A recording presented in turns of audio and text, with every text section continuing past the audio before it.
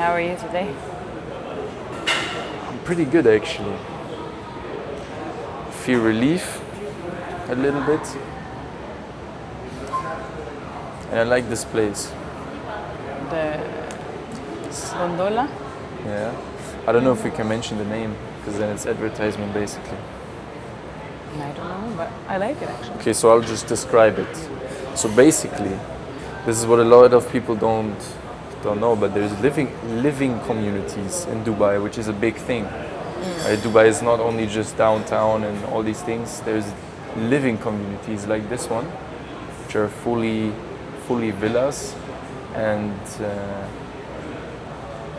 they have a lot of greenery apparently, which I personally like a lot. And this one especially because they have like little lakes inside of them.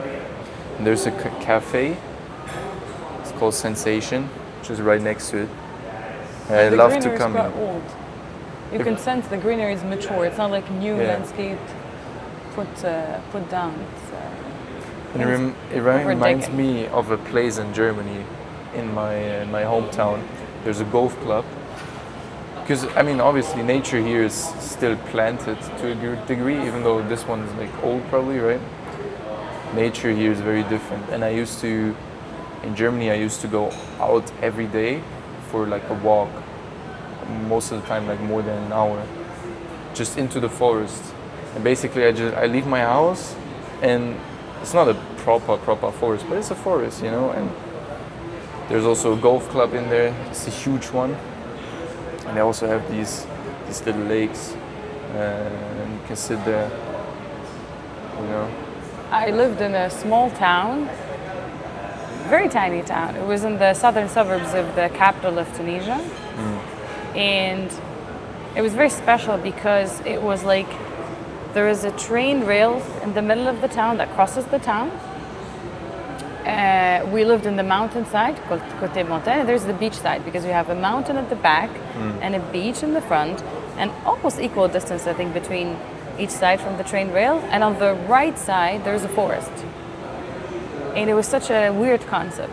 So, for example, during the spring, I think people will go and pick capers and olives and whatever, and they'll be afraid of the wild pigs. Pigs? Yeah. They're darker, right? Yeah, the wild I know ones. Which ones, yeah. And sometimes people put holes in the fence because the mairie, I don't know what is it, but like the district in charge of the town, they put a fence, but sometimes like they open the fence so some small pigs would be running around in the town and the kids are chasing them, or they're chasing the kids. And if you go up, for example, to the mountain, you'll see, because sometimes they can go so mad, like how to say, like they reproduce or whatever. They're like so many of them, and we're Muslims, so we don't eat pork. So they will wait for people who hunt them for hotels to hunt the wild pigs because they use them for hotels that we have tourists in. So yeah, it was very funny. That's interesting though, because I don't know if we're talking about the same pigs because the ones with like the exactly, because so for not the pink one. So for you, it's the same kind of animal basically. Like it's also pig. You just call it pig, and that's why you don't eat it. They're wild pigs. They're the pink ones, the cute ones. Exactly. I think they eat both, but I think the wild pigs is considered. It tastes completely different. Yeah, it's considered like better, right? I think so. Yeah, more like it's more rare, honestly. I had a friend from Greece that when I told him the story, he was like, "That's food. You're wasting food." I'm like, "Yeah, but we don't eat it." And you'll find them like small to big, and they kind of also sometimes they cross over when somebody opens the fence because they're trying to sniff into garbage. So people get a little bit scared. They're actually quite dangerous, no? I remember I've seen only one time a tiny one. I was passing by the town, and a tiny one runs next to me, and then I see kids chasing after it. And apparently, they tell kids that if you rotate, then he cannot because they cannot move this way, I think. And the kids consider them as animals to play with. No way. But the tiny ones. But it's funny because for what I got taught is that you need to run from them. Because especially if you see the little ones, that means that there's a mother like close by, and they're like taking it so aggressive, like really dangerous when you. I don't know. That's haven't what really I got. interacted with them. I know only one time it actually surprised me. And since when I was young, it's like you don't register these things. Like one pass, and then you look at the kids, and then you go home and you don't even understand because we don't eat pork, so we really don't know them as animals. And usually, your parents don't want you to go to the mountain because there are some people who like drink there and maybe do drugs. Because that's what they do. And there's the wild pigs, and it's it's a mountain with like a forest in front of it.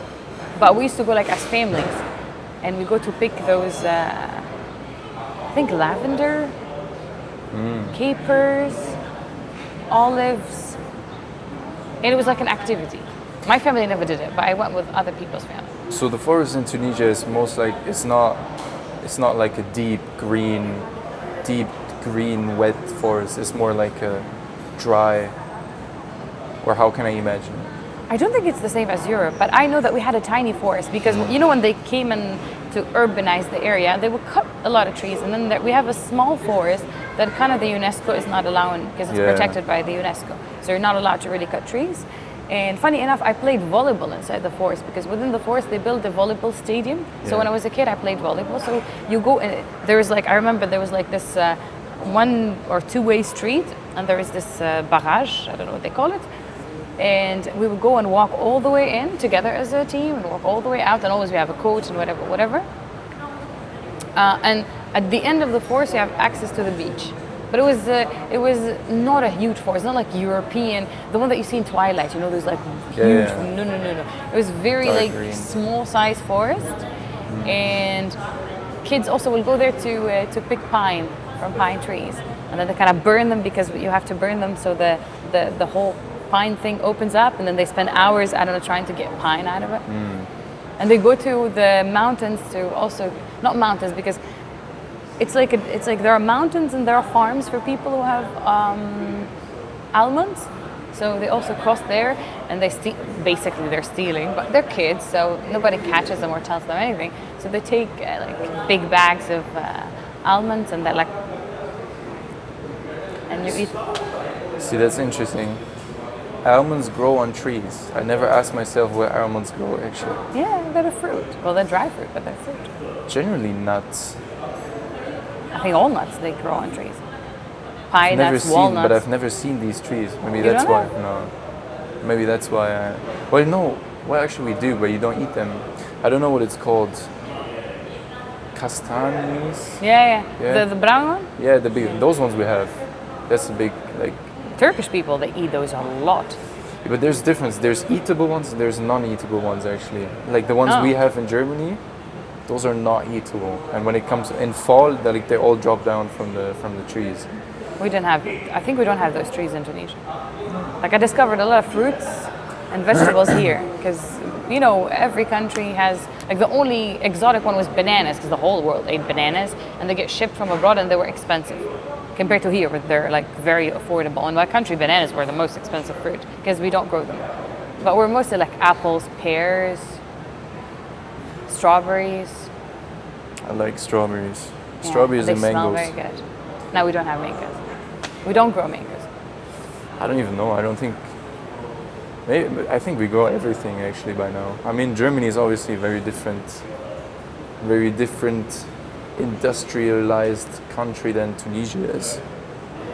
I think we import. I think it depends on the fruit. Some fruits, like for example, I think you cannot grow bananas because they need a specific weather.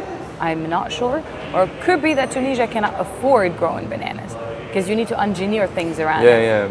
You can build these growing houses. Then they cannot Probably afford that's it. not going to be it. No. No, but most of them. No, actually, most of them are import. They are. I think the majority of fruits are imported. I don't think they really grow them. Or even probably you could, but they don't do, because it's very seasonal in Germany. That's something that is so different here. Here you can all year long you can buy any fruits and they always taste the same. But in Germany you only buy strawberries in like Spring. April, May, maybe June. But Spring, then, spring is for strawberries. Oranges are for winter. Yes, but here you find oranges. I think even here you kind of find them more during the winter of the other countries. Yeah. Because they import. But I feel like here they always taste the same. Like whatever I've eaten in September tasted the same in March. I think it depends on which country you import it from. Because by the way, Tunisia is not as strong as a lot of countries, and I don't think they engineer a lot the fruits. It's mostly like raw. And I remember there are peaches and flat peaches. Do you know the flat peaches? Flat peaches. They're like flat like this. And dried. Like no, not dried. But they're flat. No, then I don't know. Then you've never tried them. And I remember there was a friend of mine when I was back in Qatar, the Greek guy. We were passing in Carrefour, and I remember it was during the blockade of the GCC, and there was a conflict, and they started importing more from Tunisia. And when he was passing by, they don't look appealing, Tunisian peaches, because they're raw. They're not like engineered, so they don't look like glamorous, like a peach that looks very bright and the color is shiny. So when you look at them, they don't look good. And then he kept passing by and he smells it. And he's like, but these smell so good. They smell so good. And I told him, you should try them. And then he tried them, he's like, yeah, they're sweet, they taste nice, and they smell good. So I think sometimes the more advanced the country, I'm not sure, but the more advanced, the more ingenuity there is, the more they engineer fruits because they become bigger, and the color is much better, and they produce more, that it loses the taste. Have you seen these white strawberries? They come from Japan, I think. They're Maybe really expensive, apparently. Like, do they taste nice? Yeah, I don't know. I haven't tried them yet, but I've seen it. I've seen huge strawberries.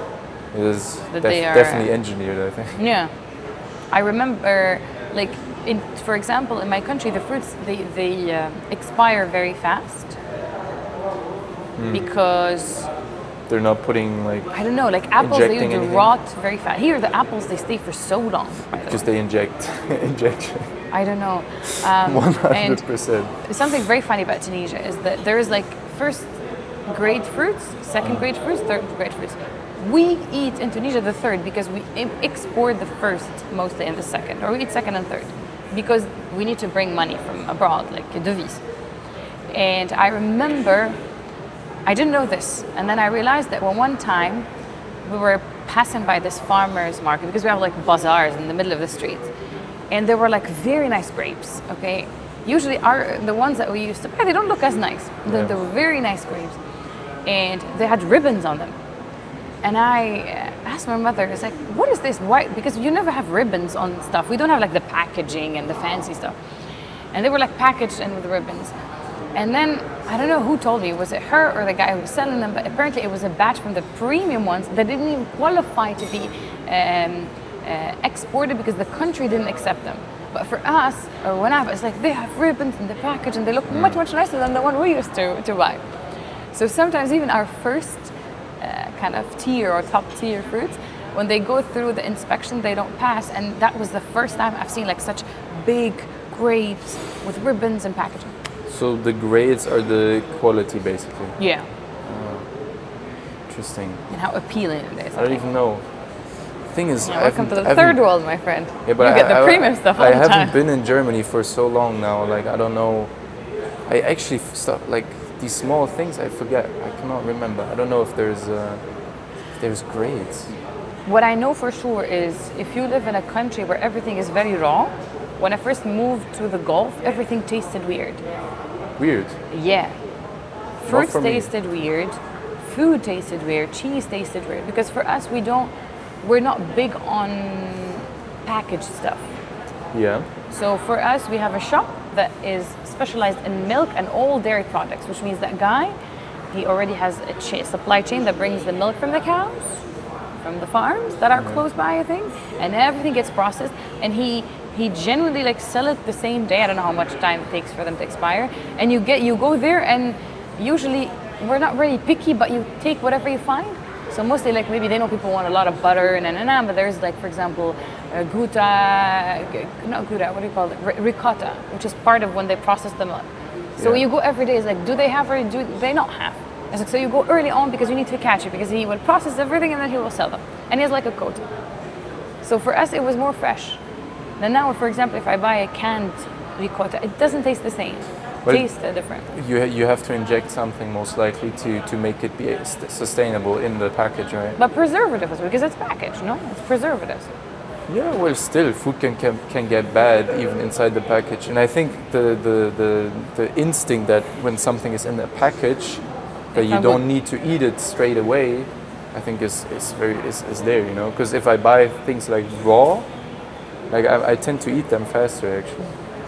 In Tunisia, I think it's, I don't know now the culture because I left 12 years ago and I'm a 90s baby. And I think during the 90s, everything reached us later.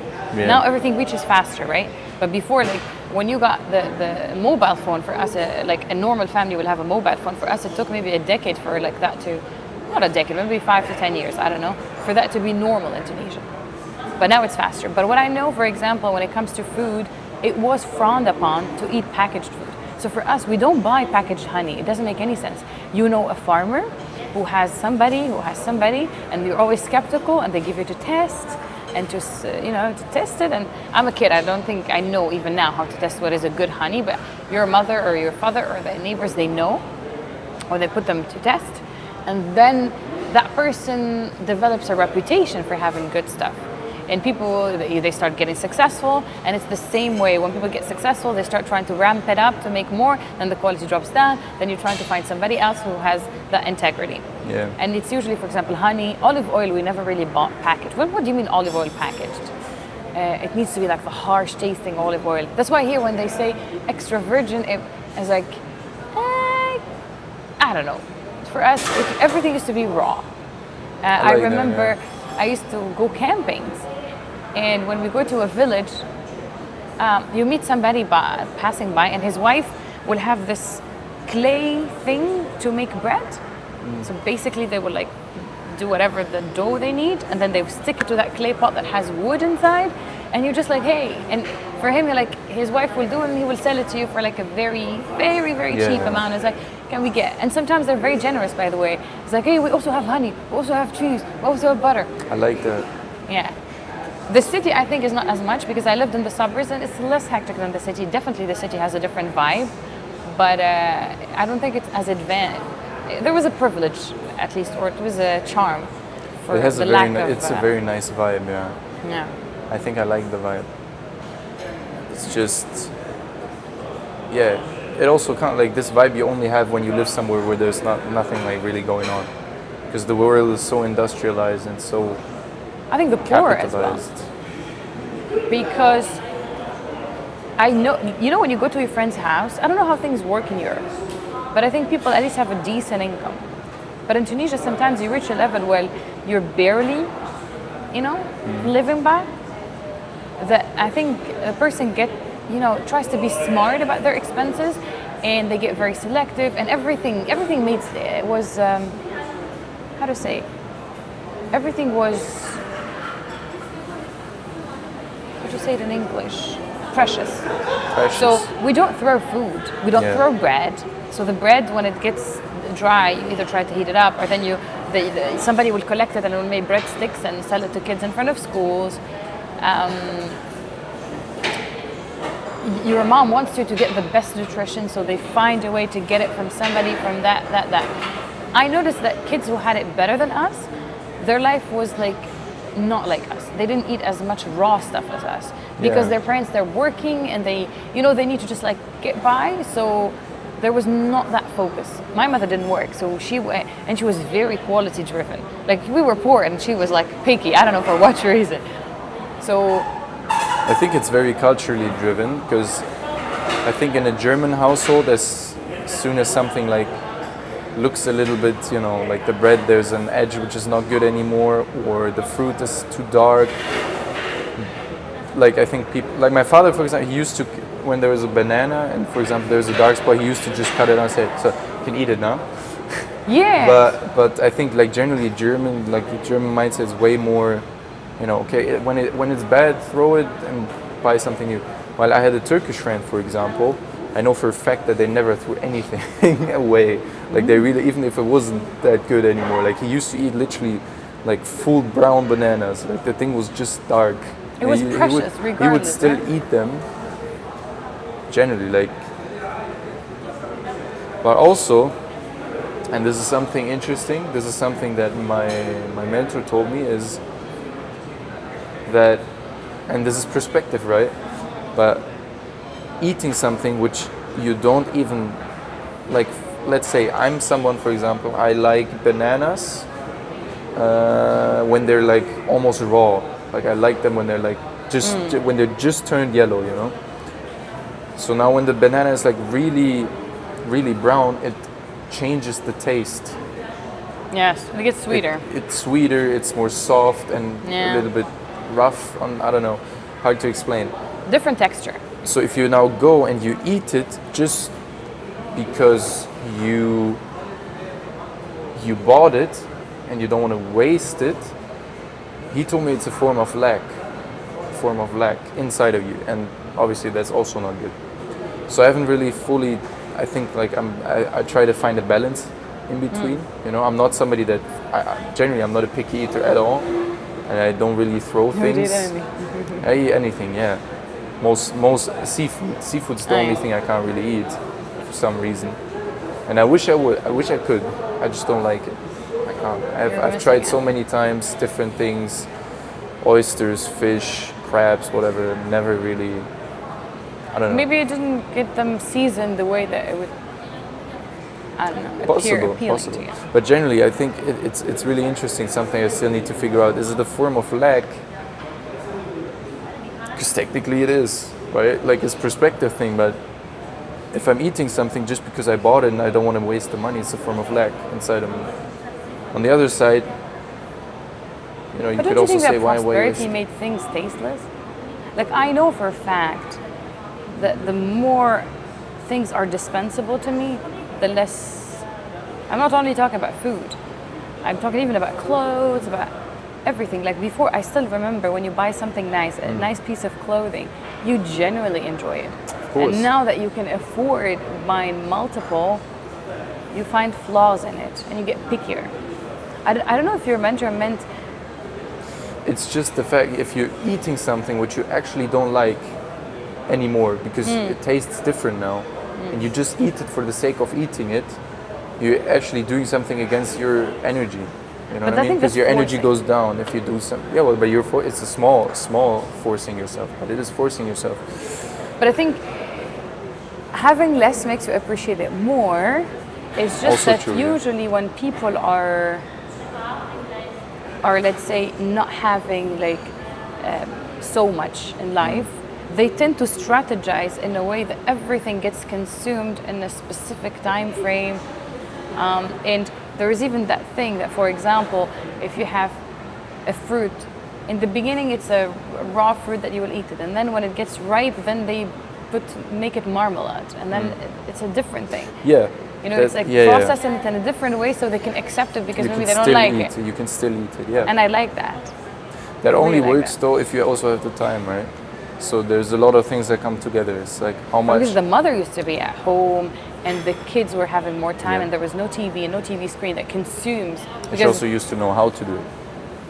Know how to, and quite frankly, I think, because I see it in myself, the day is so short, not because the day is short, is because the day, like this, if you get caught on the phone, 3 hours are gone.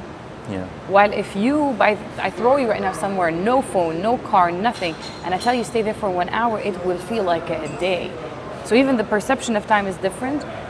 And I know for a fact that when I get ready while like listening to something or on the phone, I take more time and time passes by very fast. And it takes me an hour to get ready. But if I have nothing but to get ready, I'm ready in 15 minutes. I don't know how it works, but the less you are distracted, the more time you have. And the more time you have, you want to be distracted to not feel the time. That's why I try to in the morning, because it really actually you can change this behavior within like 1 or 2 days. This dopamine, because it's actually just you're holding up your dopamine constantly. Yeah. You can change this behavior within 1 or 2 days. So what I do in the morning is I don't look at my phone. I get up first. I get in the shower, I get ready, and that's when I start looking at phone. So I start the day with in my my consciousness and not on my phone.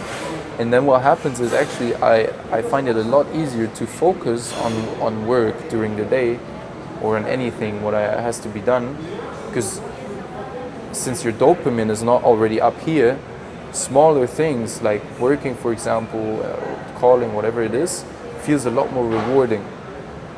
It feels a lot more rewarding and it's so much easier. It's not all of a sudden you don't have to force yourself anymore, and you get into this work tunnel a lot easier. And then, for example, for me, which I figured out also, it's not only when I ate heavy, like let's say I eat lunch. On the one side, yes, the food makes you like tired. At least for me, like food makes me tired, especially carbs. But it's also the dopamine that comes with it, because you're like, you haven't eaten really anything yet, and then you've only been working, and then you eat something and it really like brings up the joy in you and whatever. So after it's done, you're calming down now, and now you have to do something which is less fun again, and then all of a sudden it's harder to work, and it takes midday crash. It can take up to an hour to like fully get back into. But I think it's also how much you eat. If you always like eat you're 80% full, it's much better. And I noticed that sometimes, for example, if especially carbs, or you eat something with bread and everything, it's heavy on the stomach, right? So it's like poof, it blocks it, and you feel heavy. Yeah. And then you're like, you need that time to digest. But sometimes I go somewhere and you order something, and the meat is not as big portion as usual, or like a smaller portion or lighter version of it. You eat it and you're still feeling light. So I think it's the portion and definitely the carbs. Like definitely a salad is not going to make you feel like that. True. But talking about dopamine and technology, I know that I'm born in the 93 in a third world country. So it took so long for me to get introduced to technology and to get introduced to the fast world. Yeah. And right now, I know that I'm struggling with nowadays world. And it's very interesting to know that somebody who was born in the 2006, which means that when you were born, first it takes 5 years for you to understand life. So let's say 2010, 11, that was like the heights of like technology is everywhere. And I think once you were a teenager, like that's your normal. Yeah. Right? I'm curious to know how you see it versus how I see it.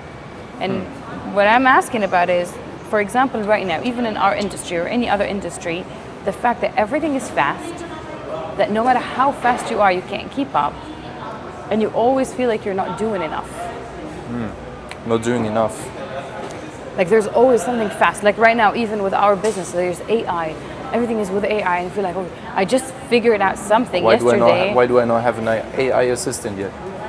No, not only that, is like, imagine, for example, you are trying to get an assistant, and you've managed for the past couple of years to build a relationship with the assistant, to make this, and suddenly there's this AI that makes it faster than the assistant, and then you're like, and you don't have to learn anything, like you just program it, it's done. And then let's say yourself, imagine you worked on certain skills, you passed the past 5 years working on certain skills, and then people, they're doing it this way, and you have to learn it, how to do it through AI, so you have to learn something.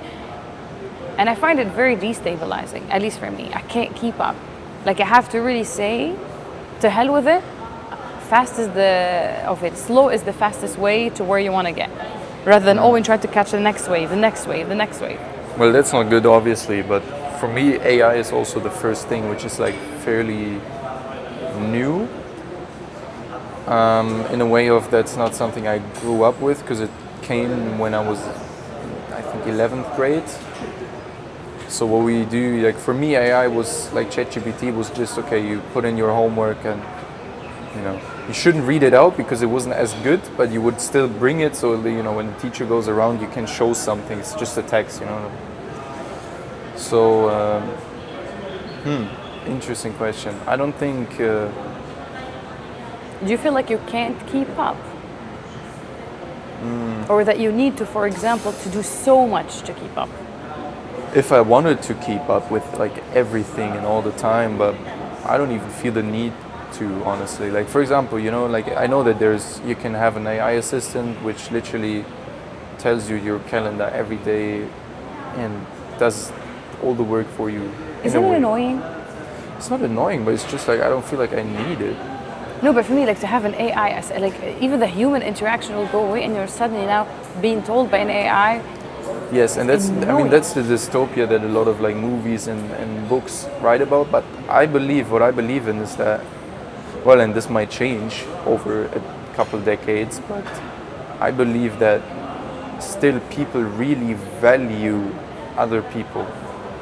You know, like for example, me, I could have an AI assistant, but I would actually rather have an actual assistant because I enjoy talking to someone. But here's the thing, like now if you grow up with all this thing, you might not even want to have a real assistant anymore because you don't even know that was existing somehow. So I think this is something that's not going to change as long as we live. But do you think that the generation after you will not really need the human interaction? Well, we need it because we currently, and also then, I mean, also the body and the biology can change over time, right? But the thing is, technically we need it, right? There's no person who's happy with being left alone and said, like completely, unless they're disabled. Like there's disabilities, you know. I know for a fact that when I was a kid, there was always a need to communicate and connect with people. You don't. It's not something that you think of. It's something you feel in an instinct, right? And it was a strong feeling. I know that. Like I needed to talk to people. But when you go and like try to explore the world, you get disappointed a lot. So you wish like I don't need people. And you try to catch yourself. You try to hold yourself back. But the day is too long, you get bored, and you really miss human interaction. But I know for sure that since we started having mobile phones, in the beginning, like when there were the earphones, and you could listen to music, so you're distracting yourself, and then started videos, etc., there was a part of me that was actually happy that I don't need people as before, so it's less disappointment. But with time, you realize that, okay, now I don't need as much people, but it's like, okay, now less disappointment, and now you've grown maybe or matured, so you're less susceptible to disappointment, or you can deal with disappointment better than a kid, you know? And you're like, no, but I want people. Yeah, the thing is, now the question is, the need doesn't go away. It's just, if life doesn't even offer it anymore, like, how are you gonna know that something is wrong when you aren't even, you know, when nobody even tells you that you need to be open to be proven wrong? You know what I mean? Yeah, but that's how people now, they have these AI girlfriends and stuff. It's this, like, we're looking at the sky now, right? And from what I know and what I believe, I know that there's space out there, and the reason it looks like a globe above us is because that's just how visuals work, right? But I don't actually know. So if I'm just someone and I don't have any sort of knowledge or way to know things, I've actually heard about this yesterday, I think. It's called, I think, natural realism. I'm not exactly sure. Natural realism. So if I don't have contact to anyone and I don't know any books, I don't know any science, I don't know nothing, I'm looking up, I'm actually gonna think that the sky, because it looks like a globe above me, that's what I see, right? I see this every day. So how would I even know that it could be different? Because I don't even, like, I can see, right? Okay. So now, putting that onto the technology, if I grow up with AI assisting me, how would I even question myself? Do I need AI? Or can a human do that as well? Or do I need human interaction in there? Now the question is, you're most likely going to get miserable, because it's a fact that people need human interaction, but also, like, over time, and obviously this is going to be over generations, it can grow back most likely.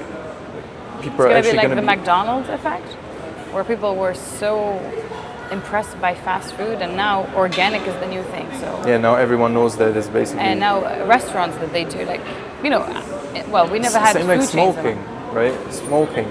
Back in the days, people didn't know that it was unhealthy.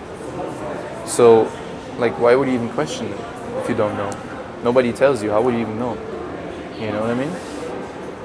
I think that the human brain is very smart to deal with problems, but not in the wisest way, because IQ and wisdom are two different dimensions. You need to be able to allow other people or something that happens to disrupt your world of view, your view of the world. You know, when we talk about AI, it's like dealing with a human being is complicated, right? It's messy. AI is not messy. So what we do is, okay, we will replace humanity with AI, and it seems convenient in the beginning. Then people need conversation. Now, I don't know, you have an assistant, you can actually have conversation with her, but she's programmed, and they actually have good conversation. Those AI people, like, they're very reasonable. It's the best conversation you can ever have. Validating, empathy, everything you need from a perfect... like always correct. And you can even tell them how you want to be treated, which is something you cannot do with humanity because they get offended.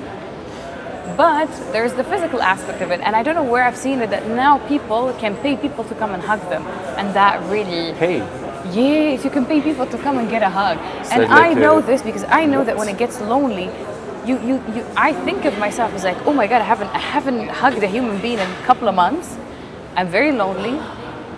And then when I go train, and you're just like training with your partner, you know, because like you're grappling with them. It's a human touch that is, maybe it's not somebody who's hugging you and giving you affection, but it's still a human touch, and you feel so calm after that. And then I heard about the hugs. I'm like, people are paying people to hug them. So that proves actually that's. But you know how we try to, I think we try to eliminate the disappointment, because I know I hated when I was a kid the disappointment.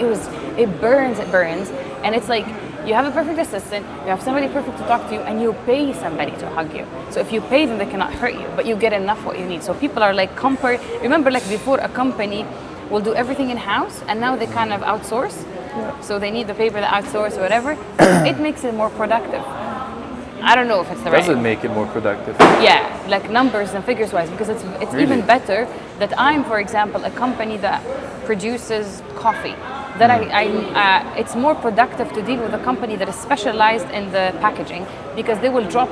Because first of all, they're heavily invested in it, so they will go with the best material, the best machines, and they do so much mass that the cost gets less. So actually thinking that you want to have these type of people in your own company is actually disrupting. Which type of people? Like, for example, let's say I have a company and I don't want to outsource things because I feel, for example, like the people that I'm outsourcing it to are they're not thinking like me, and I couldn't really like maybe even not identify them. I know they make a good job, but I want to do it in-house because I want to have my people doing it, you know? And I could hire people like that as well and put them into my company. And isn't it absolutely like needed at a certain size for a company to do more and more things in-house? No, when you start, I don't think you can. But the bigger you get, you can afford to have the factory, and that's how people start having like these conglomerates of like huge corporations. But even the biggest companies still outsource. It depends on the company model. I mean, let's take Mercedes for example. They don't produce their own steel, right? Like they still buy. But I think it's all driven by cost. So if it makes more sense, they will do it. I think everything you see in the world is actually mathematically correct. Otherwise, it wouldn't work. Otherwise, everything will fall apart, right? And you can see that markets crash or companies crash when they actually don't do a mathematical thing. However, it depends, because the bigger the company is, the less human it gets, right? It becomes more of a corporate. That's why startups are very personal. And then the bigger they get people, they feel they're lost in them. And you cannot really cultivate loyalty in corporate. It's not the same as startup. The people you start up with, you really cultivate because you started together. But then when you start hiring people, then you have to have an HR team. Then you have to. I remember when I worked in corporate, we have like a retention rate. So people for us are number, how many we're keeping versus how many we're losing. So it becomes less human. Yeah, or like the company where we worked at before, they had I think a team of 5 people doing the tech. How do you call it? IT. Yeah, IT. IT team of like 5 people, and then they had multiple managers, like the finances, this and that. And when we're doing it now, like there's basically one person doing it all. Because it's smaller, right? And they don't need more at the moment. Obviously now we're gonna help growing it. Yeah. But that's part of the reason we're there. I think it depends. Quite frankly, it's a me versus you issue, I think. because you are a go-getter who wants to grow things, and I don't. They don't. The growing thing doesn't appeal to me. Maybe it's a different mentality, you know. So for me, I prefer smaller companies. I don't prefer a big company. I prefer a smaller company also. Really? I thought you wanted your name all over Dubai. Yeah, but I'm saying like when I start, because the way we do it now, I think it's better to do it in a smaller company because we have a bigger effect. But on the long run, what do you want? A big company, yeah. Yeah. Definitely.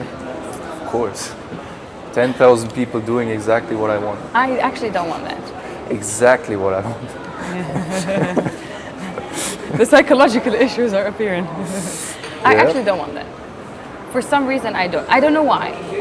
But I remember one time I was speaking to a friend back in the days when I was in corporate, and I was thinking of having my own thing. I was gonna do a startup of like a fashion brand, because I worked in corporate and I handled fashion brands as well, and I knew the ins and outs of the industry.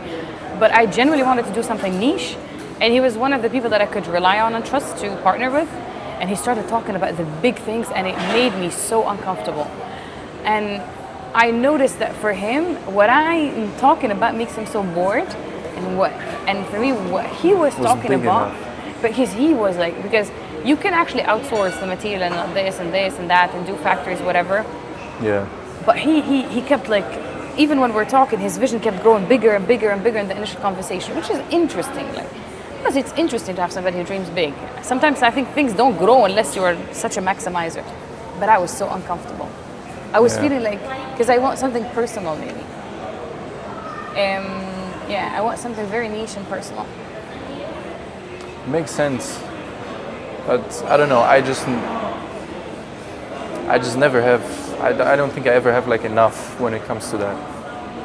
I just want to keep like for me, life energy is like just growing constantly, and I know that this brings you in a lot of traps and a lot of issues. But I don't know. Maybe it will change. Maybe one day when I have everything like I want it, maybe I'm not. I know that that's not what brings you fulfillment. But maybe I won't have the need anymore to keep growing. I don't know. And I enjoy personal growth a lot as well. I don't only need. Look, what I know for sure about people who... Look, we all have something broken we're trying to fix, right? So everybody who started on a journey of self-growth or business or whatever, or partnership, there's something within that maybe you kind of understand, not really, maybe a little bit, maybe a little more. And all of them, I think it depends on the age when they started. So they're like your early 20s. So I think if it's early 20s, it's mid-30s. And I'm in the almost mid-30s. And I had the same broken piece, you know? Once you get, it depends, because for me, I didn't make it as like huge. I made it a little bit, but some people make it big, okay? But something happens where you start making it and it feels something is wrong.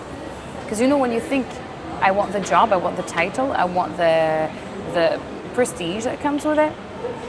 I want that partner, I want that house, I want that car, you know? But at a certain point, when you have, it depends on your dreams. And your dreams are bigger than mine, but even back then I didn't have big dreams, to be honest. But once you have that, and you're no longer in lack, maybe, or I don't know what you say, you really, really think, you get numb. And the only way out of it is to keep moving forward. Because either you have to have more to feel better, or whatever you have. That's the unhealthy way then. Is not now. Yeah. Now, lucky for me, before I go towards that, and before like I betray my soul in some sense, I kind of got my life like on all aspects blown apart from the roots. Now, back then when it was happening, I was resentful and bitter, but a couple of years of rumination, couple of years of reflecting, and then you feel like, maybe I get it now. I think that's why it's so important to find your goals within yourself and not within lack. And the difference is, I think, who we. That's why believe it's so important to find out who you are, because you have everything inside of you already. It's just you need to learn to not get numb from everything coming from the outside and actually focus on what's inside of you. And here's the thing, lack is also inside of you, and wounds are inside of you. But that's why it's so important to go through these things and to understand them and where they come from, to sort these things out. Whether it is with friends, partners, family, figure these things out, and then you might actually like find yourself losing the fuel for what you do at the moment. But that's not a bad thing. It's actually just you following your energy, and that automatically is going to put you into the right place. You know what I mean? I know for sure that some people, I was actually talking about this with my sister yesterday, and I keep telling her this, because let's say I was raised with a sister that has a layer of wisdom that she didn't work for, she just understood at a younger age. I did not. Some people are born with a layer of wisdom where they just understand things that others don't. Yeah. Some can learn from listening to a story, like you tell them a story and they listen to it and they learn a lesson, and some have to go through it. Yeah. And I'm the third category. Me as well. Yeah. I don't know if I was hot-headed or because a lot of things when you're grown up don't make sense, because whether we like it or not, grown-ups tend to justify things that they don't make sense because they don't want to deal with it. So you find yourself, your parents, they tell you excuses to just brush you off, but they don't understand that your mind as a kid is like your error, like you're like, and you always are trying, and kids are smart. Yeah. So they know that like that's a bluff. So when you hear a lot of things that they don't add up, you no longer want to listen to anything. You know what I mean? Like, yeah. So yeah, no, I qualify as a person has to mess around and find out. Yeah. And it's the rise and fall, I think. I think it's necessary. I don't know. I don't know if it's, I remember when my life fell apart, there was one memory I won't forget, is I was watching this freaking podcast. Like it's Chris Williams or something. And he was saying that everybody lives until they're 25, and after that they're just like on survive mode, or they're just like NPC, like, is that what you do in video games, the NPC, the one that doesn't like the one that runs around? They're not really alive. Yeah, it's basically and it freaked me out. I was like, because I felt I was alive when I was in my early 20s, and then suddenly I'm dead inside. Now, I don't think it's the case. I think you just mellow down a bit. Yeah. What I figured out is, for me, this is what I believe in, is that I said this in a video of mine also, consciousness grows between your trigger and your emotion, or you could also say between your mind and your emotions. Being in between is what is you, and I'm a person that tends to be really in the head. And then the thing is, talking facts, I am gonna be most likely right most of the time. Only if I don't actually know the facts, and I'd be lying, you know. But it brings me in a position, and I really learned this over the last weeks actually. I tend to be really caught in the head, and I think I'm right and I understand things, but in fact the world is not just facts. The world is also emotions, and an emotion you cannot explain with facts. It doesn't work like that. And I really try, it's a Capricorn thing to really try and like break it down. But what I understood is all that does is just brings you into a spiral. Keep spiraling. So what I learned is to observe myself. As soon as I get into this spiral, I observe myself, I see it, and I actively like make a step for myself. I make a step back, and I try to feel in my body where I feel this emotion. And this tells already a lot what it means and where it comes from. And as soon as you start actually like feeling it where it is, that's where you're out of your head, and that's where you get more into the emotion. Now that's not automatically the balance.